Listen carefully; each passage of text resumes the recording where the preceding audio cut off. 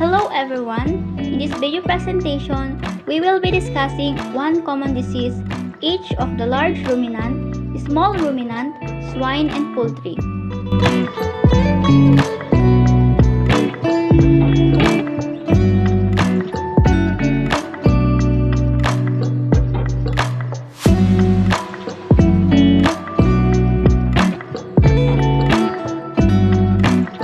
Let's start with fasciolosis in large ruminant. Fasciolosis or liver fluke infection is a parasitic disease of ruminants caused mainly by Fasciola heptica and F. gigantica. Both species complete their life cycle by infecting the intermediate snail host and the definitive hosts such as sheep, goat, cattle, and buffalo. In the Philippines, F. gigantica is the most common liver fluke in ruminants. The Philippine ruminant industry considered Fasciola infection as a major setback in attaining the full potential of carabao production. The economic impact brought by the parasite comprises the cost of interventions, diminished production of all ruminant products, reduced animal reproductive capacity, reduced draft power, and increased mortality. The clinical symptoms of fasciolosis in ruminants generally include weight loss and diarrhea, while in dairy cows may also present with reduced milk production and fertility. Control measures should involve removing flukes in infected animals, reducing the intermediate host snail population, and excluding production animals from snail-infected pastures. The strategies to control fasciolosis also often involve anthelmintic treatment in infected animals and molucide application in the field.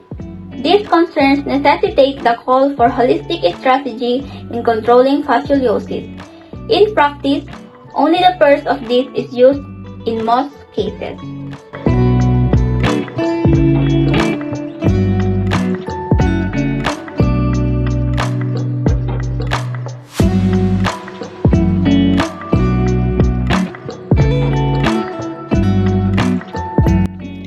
Brucellosis in small ruminant, Banks disease, contagious aversion, and zootic aversion, sinking of the offspring. Brucellosis as a bacterial disease caused by members of the genus Brucella remains one of the common zoonotic diseases worldwide.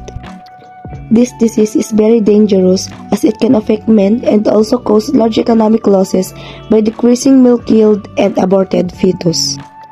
Clinical signs in sheep and goat includes abortion and sterility and synovitis and orchitis. Treatment is generally not successful. However, drugs such as sulfadiazine, streptomycin, and chlortetracycline may be tried. Prevention control may also include hygiene, proper disposal of aborted fetus or placenta, disinfection of the area. Infected animals should be isolated and parturition.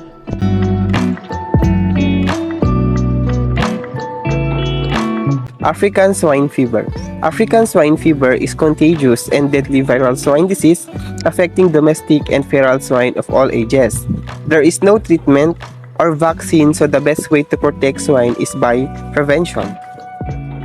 African swine fever is high-threat foreign animal disease that is highly transmissible and results in up to 100% mortality in swine. African swine fever is a highly contagious disease that threatens the swine industry globally. African swine fever can be transmitted by direct contact between infected animals and by ingestion of infected pork or other contaminated materials. Fomites such as clothing, transport trucks, or feed supplies may act source of infection. Symptoms of ASF may include vomiting, diarrhea, reddening or darkening of the skin, particularly ears and snout, gummed-up eyes, labored breathing, and coughing, abortion, stillbirths, and weak litters, weakness and unwillingness to stand. Prevention depends on ensuring that neither infected swine domestic or wild swine, nor swine meat product are introduced into areas free to African swine fever virus.